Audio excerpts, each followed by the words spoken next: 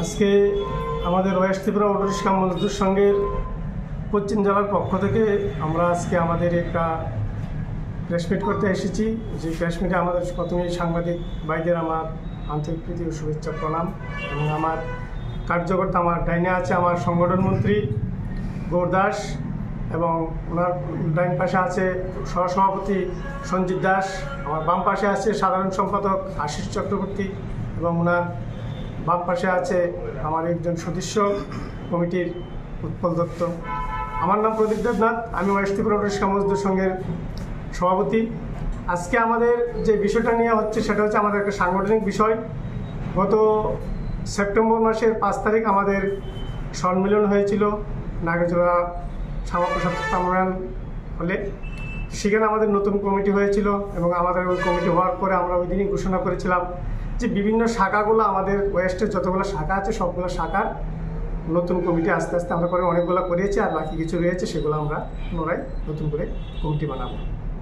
তার মধ্যে আমরা শহরের দক্ষিণাঞ্চল এবং পূর্ব অঞ্চল সবটাই করে নিয়েছি। এখন উত্তর অংশটা বাকি রয়েছে। তো উত্তর অংশ নিয়ে আমরা আগামী কিছুদিনের ভিতরে কাজ শুরু করতে চলছি। গত 25 তারিখ আমরা বামুটিয়া ব্লক শাখার একটা কমিটি করেছিলাম, মিটিং করার পর একটা কমিটি হয়েছিল, প্রস্তুতি কমিটি। সেই কমিটিটার আজকে আমরা ডিক্লেয়ার দেব। আগামী দিন ওনারা এই কমিটি নিয়ে যাদের নাম ডিক্লেয়ার করব, ওনারাই আগামী দিন সংগঠনের দায়িত্ব দেখবেন এবং কাজকর্ম করবেন, চালিয়ে যাবেন। পরবর্তী সম্মেলন না হওয়া অবধি ওনারাই কাজ চালাবেন। ওনাদের মধ্যে আমি একটা নামগুলো বলছি: Surajit Acharjee convener, Sujit Das convener, Asit Das convener, Uttam Banik convener, Bikash Sarkar line secretary,